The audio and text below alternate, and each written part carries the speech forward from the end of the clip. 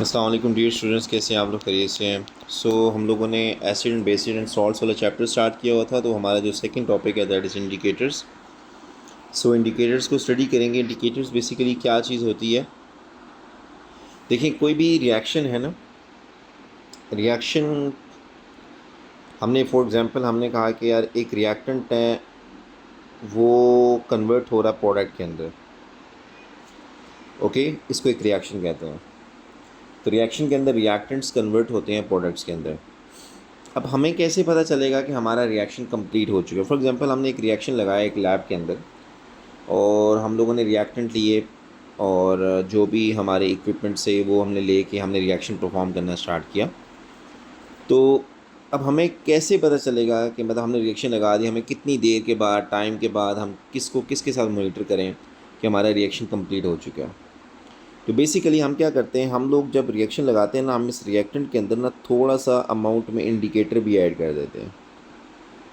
Okay, indicators indicators basically क्या करते हैं? इंडिकेटर बेसिकली इंडिकेट करते हैं कि आपका रिएक्शन कंप्लीट हुआ है या नहीं हुआ। ओके, बेसिकली ये वो रिएक्शंस होते हैं जिनमें एसिड बेस के आपस में रिएक्शन होते हैं। मतलब एसिड बेस जब आपस में रिएक्ट करते हैं, तो ये उन रिएक्शंस के अंदर हम लोग इंडिकेटर्स को मोस्टली इस्तेमाल कर रहे होते हैं। ओके बच्चों,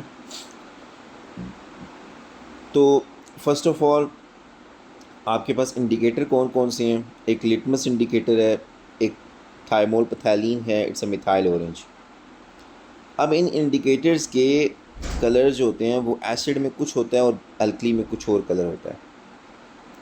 ओके, अब जैसे कि for example colour in acid.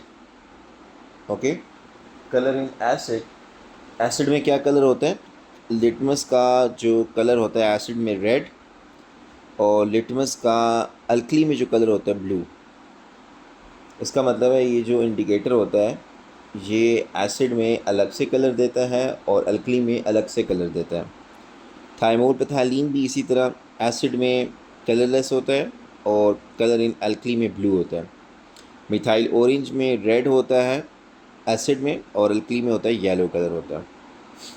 तो ये कुछ इंडिकेटर्स हैं बच्चों, उनके कुछ कलर्स हैं। एसिडिक मीडियम में कुछ कलर होते हैं और अल्कली मीडियम में कुछ कलर होता है। और इंडिकेटर्स का मतलब क्या होता है? इंडिकेटर बेसिकली कि आपका बताता है कि इंडिकेट्स द रिएक्शन कि whether your reaction is completed or not. Okay, so there is two types of indicator. One is the natural indicators, second one is the synthetic indicators. So natural indicators देखें, natural और synthetic. Natural basically it's a nature से आप कह सकते हैं obtain किया गया होगा इंडिकेटर। किसी प्लांट का एक्सट्रैक्ट हमने यूज़ किया होगा, ठीक है, कोई कलर प्लांट होगा, ठीक है, उसका हमने एक्सट्रैक्ट यूज़ किया होगा। सिंथेटिक इंडिकेटर बेसिकली हम लोगों ने खुद ही लैब के अंदर इसको प्रिपेयर किया होगा। Okay, so look over here. Natural indicator में जो एग्जांपल है वो लिटमस की है। ओके, लिटमस बेसिकली इंडिकेटर जो होता है वो एक नेचुरल इंडिकेटर होता है। इवन कि हम लिटमस पेपर भी यूज़ करते हैं, और लिटमस पेपर हम बहुत सारे सोल्यूशन जो होते हैं हमारे पास, लेट से फॉर एग्जांपल अगर हम बात करें कोई एक सोल्यूशन है, लेट से ये कंटेनर है, इसके अंदर सोल्यूशन पड़ा हुआ है, और ये सोल्यूशन बेसिकली एसिड का है। हम इसके अंदर ना एक लिटमस पेपर डिप करते हैं, ये लिटमस पेपर है, ठीक है। अब लिटमस पेपर जब हम लोग उसको डिप करेंगे, ठीक है, तो वो एसिडिक सोल्यूशन के अंदर इसका कुछ ना कुछ और कलर चेंज हो जाएगा, ठीक है। तो ये एसिड और बेस को बता सकता है कि इस सोल्यूशन के अंदर एसिड है, इस सोल्यूशन के अंदर बेस है। जब हम लिटमस पेपर डिप करेंगे तो कलर चेंजिंग होने से हम ये बता सकते हैं इसमें एसिड है या इसमें बेस है, ठीक है। वो हम अभी देख लेते हैं कि कौन से कलर्स होते हैं। इवन कि लिटमस पेपर की हेल्प से हम लोग गैसेस को भी आइडेंटिफाई कर सकते हैं कि whether our gas is acidic और बेसिक। ओके, हमारी गैस जो एसिडिक भी है या बेसिक भी है, हम उसको भी स्टडी कर सकते हैं। The third point, natural indicator is not suitable for titration. हम इसको टाइट्रेशन के लिए इस्तेमाल नहीं कर सकते, ठीक है, क्योंकि ये इतने सेंसिटिव नहीं होते। ये एक हमें क्योंकि टाइट्रेशन के अंदर ना हमें शॉर्प एंड पॉइंट चाहिए होता है, ठीक है। हमें एक एक ड्रॉप बेसिकली जब हम ऐड कर रहे होते हैं एल्कली का या एसिड का ऐड कर रहे होते हैं, तो बेसिकली हमें फ़ौरन से एंड पॉइंट चाहिए होता है, हमें फ़ौरन से रिएक्शन स्टॉप करना होता है। इसमें थोड़े एरर के चांसेस हैं, इस वजह से हम इस इंडिकेटर को टाइट्रेशन के लिए हम इस्तेमाल नहीं करते। हाँ, लेकिन किसी सोल्यूशन की पीएच चेक करनी है, मतलब सोल्यूशन को चेक करना है कि वो एसिडिक है या बेसिक है, उसके लिए हम लिटमस पेपर ही इस्तेमाल करते हैं। ठीक है, कोई गैस है उसको चेक करना है whether our this gas is acidic और बेसिक, तो उसके लिए भी हम लिटमस पेपर ही यूज़ करते हैं। दूसरा इंडिकेटर है सिंथेटिक इंडिकेटर। सिंथेटिक इंडिकेटर में एक मिथाइल ऑरेंज है, थाइमोल पैथेलीन है। This is suitable for titration because a sharp indication very sensitive. Okay, तो ये इन वजह से हम लोग क्या करते हैं, हम लोग सिंथेटिक इंडिकेटर्स को इस्तेमाल करते हैं। Hope this is clear. So the next point is, यहाँ तक हम लोगों ने अभी तक इंडिकेटर्स को सिर्फ स्टडी किया, इंडिकेटर्स क्या होते हैं, और उससे पहले हम लोगों ने एसिड बेस को डिफ़ाइन किया था और प्रॉपर्टीज़ ऑफ एसिड्स, उसमें फ़िज़िकल और उसमें केमिकल प्रॉपर्टीज़ को डिस्कस किया था। अब हम बात करने वाले हैं properties of basis. Again the same pattern, physical और केमिकल प्रॉपर्टीज़ को डिस्कस करेंगे। एसिड में हमने कहा था कि जो एसिड होते हैं उनकी पीएच बिलो 7 होती है, लेकिन बेस में पीएच अबव 7 होगी। ठीक है, और वो सोर इन टेस्ट होते थे, ये बिटर इन टेस्ट होंगे। ओके, केमिकल प्रॉपर्टीज़ क्या होती हैं? केमिकल प्रॉपर्टीज़ कि हमारी बेस किसी एसिड के साथ रिएक्ट कर सकती है, या हमारी ये जो अल्कली है किसी अमोनियम सॉल्ट के साथ रिएक्ट कर सकती है। ठीक है, इसकी एग्जांपल्स अभी स्टार्ट करते हैं। बेस किसी एसिड के साथ, सेम वही रिएक्शन है जब हम एसिड बेस का रिएक्शन कर रहे थे, तो आप बेस एसिड का रिएक्शन एक ही बात है। सो look over here, the same example मैंने वही कॉपी पेस्ट की हुई है कि बेस प्लस एसिड आपस में रिएक्ट करके सॉल्ट प्लस वाटर बनाएंगे। तो एसिड हाइड्रोक्लोरिक एसिड यूज़ कर रहे हैं, सल्फ्यूरिक एसिड है, नाइट्रिक एसिड है। तो ये देख लें, magnesium hydroxide is a base, magnesium oxide is a base, magnesium hydroxide is a base. हम इन तीनों का रिएक्शन एसिड के साथ कर रहे हैं, salt salt salt plus water water water बन रहा है। ये क्लियर है बच्चों? यहाँ तक चीज़ें क्लियर हैं तो फिर आगे चलते हैं। ये पहला, ये this is the first chemical property of the base, like base can react with acid, produce salt plus water. The second property of the alkali, या you can say base, basically it's react with ammonium salt. Second जो है ना वो है alkali, react करती है ammonium salt के साथ। ओके, बेस नहीं, एल्कली। एल्कली क्या होती है? मैंने आपको बताया कि वो बेसिस जो पानी में सॉलेबल होती हैं, those bases which are water soluble, okay, वो रिएक्ट करती हैं अमोनियम सॉल्ट के साथ। सो लुक ओवर हियर, ये एग्जांपल आपके सामने है, इसको हम लोग लिखते हैं अभी ज़रा।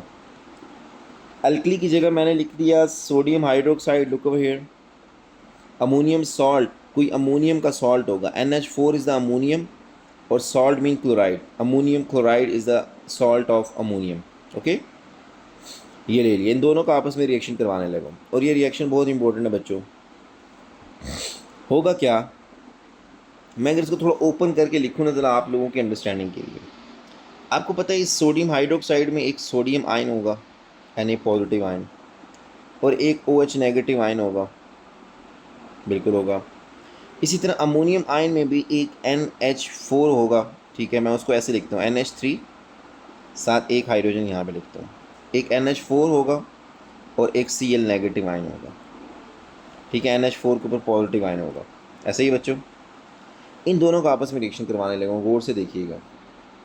होगा ये कि आपके पास ये जो है हाइड्रोक्साइड आयन, ठीक है, ये इस अमोनियम आयन में से ये H के साथ रिएक्शन कर लेगा।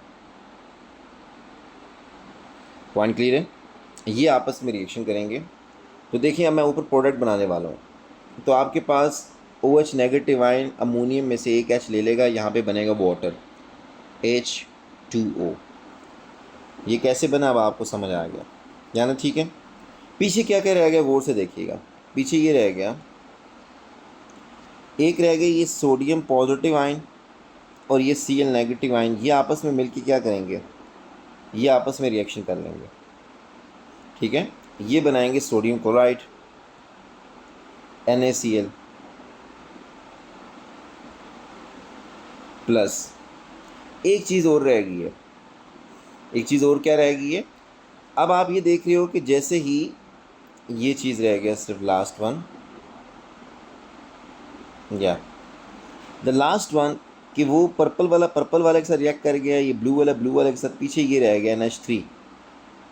ठीक है, ये अमोनिया की फॉर्म में चला जाएगा, तो आपके पास यहाँ पे जो प्रोडक्ट बनेगा वो आपके पास यहाँ पे अमोनिया बनेगा। पॉइंट क्लियर है बच्चों? तो ये होता है आपके पास एल्कली का रिएक्शन। जब भी अमोनियम क्लोराइड के साथ होगा बच्चों, तो आपने ये लाजमी देखना है, उसमें सॉल्ट, उसमें अमोनिया गैस बनेगी और उसमें वाटर बनेगा। Okay, ammonia gas. अब ये अमोनिया गैस जब निकलती है, हम इसका टेस्ट भी कर सकते हैं। हम लेंगे डैम्प रेड लिटमस पेपर, वही जो जिस लिटमस पेपर की बात की थी, जो गैसेस को भी आइडेंटिफाई कर सकता है whether our gas is acidic और बेस। ओके, तो अमोनिया जो है, जब हम ये लिटमस पेपर लेंगे, damp red litmus paper, red colour का लिटमस पेपर होगा, तो जब हम इस रिएक्शन के जब उसकी जो रिएक्शन जब हो रहा होगा, तो हम उसके ऊपर ये डिप कर देंगे, मतलब ऊपर रख लेंगे। अगर गैस कोई प्रोड्यूस होगी, ऑब्वियसली उस पेपर को क्या करेगी, रेड कलर से ब्लू में कन्वर्ट करेगी। तो ये जो रेड से ब्लू में कन्वर्ट करना होता है ना, ये सबसे पहली चीज़ ये होती है कि ये आपको बताती है कि your gas is basic in nature. ठीक है, आपको पता है अमोनिया बेसिक इन नेचर है। ठीक है, ये बेसिक गैस है, एक ये पॉइंट होगा। और दूसरा, ये अमोनिया का टेस्ट भी है कि जब भी damp red litmus paper turn blue हो जाएगा, इसका मतलब वो जो गैस है वो अमोनिया होगी। ये पॉइंट क्लियर है बच्चों? तो this is all about the properties, chemical properties of the base, कि like base can react with acid and the alkali it's also base, so it's can react with ammonium salt, it's produce ammonia and test for the ammonia gas. मैंने आपको बता दिया। यहाँ तक चीज़ें clear हैं, तो बच्चों आगे चलते हैं। यहाँ तक हमारा पॉइंट ख़त्म हो गया है एसिड की प्रॉपर्टीज़, बेस की प्रॉपर्टीज़। अब हम वन बाय वन करके नेक्स्ट टॉपिक की तरफ चलते हैं, न्यूट्रलाइजेशन रिएक्शन।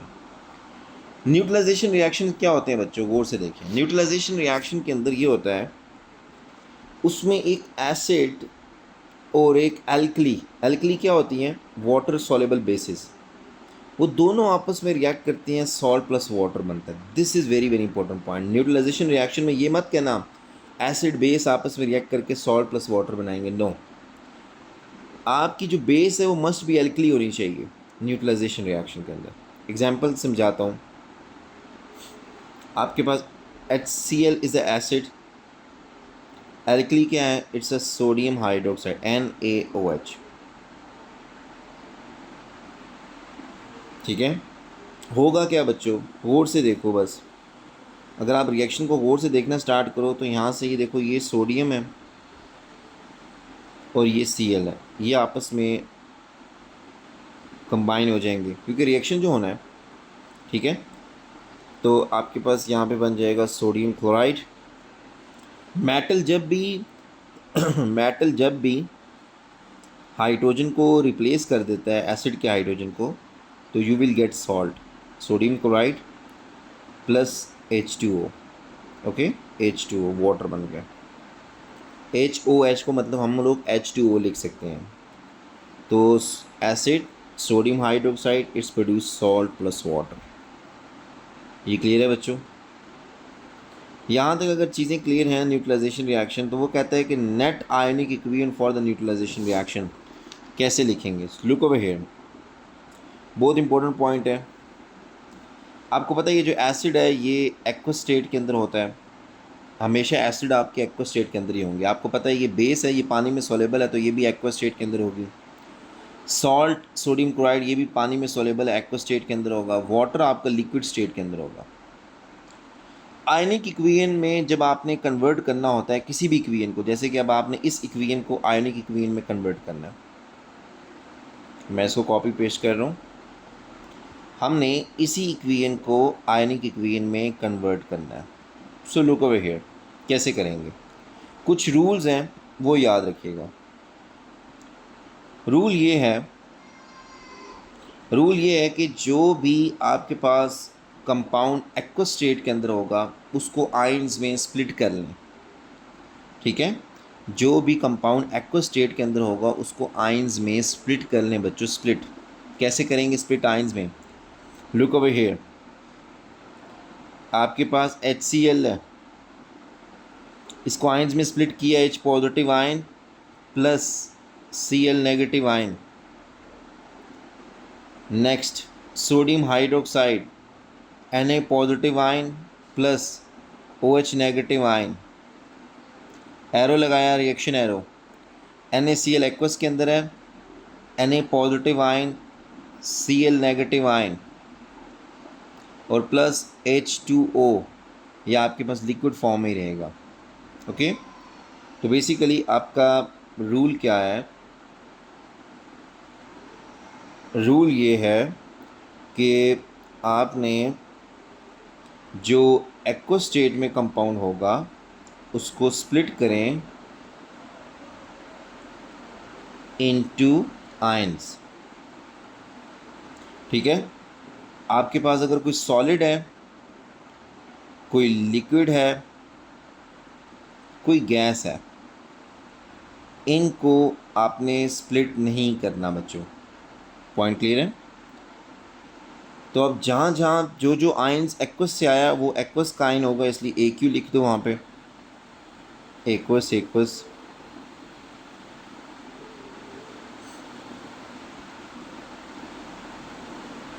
ओके, जब ये कन्वर्ट कर लिया ना आपने, स्प्लिट कर लिया, उसके बाद नेक्स्ट स्टेप होता है आइडेंटिफाई द स्पेक्टेटर आयंस।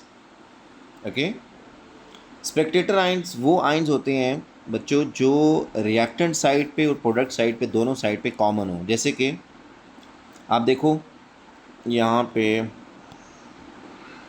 ये Na positive ion, Na positive ion इधर भी है, Cl negative ion, Cl negative ion इधर भी हैं, ये है ना। इन आयंस को स्पेक्टेटर आयंस कहते हैं बच्चों।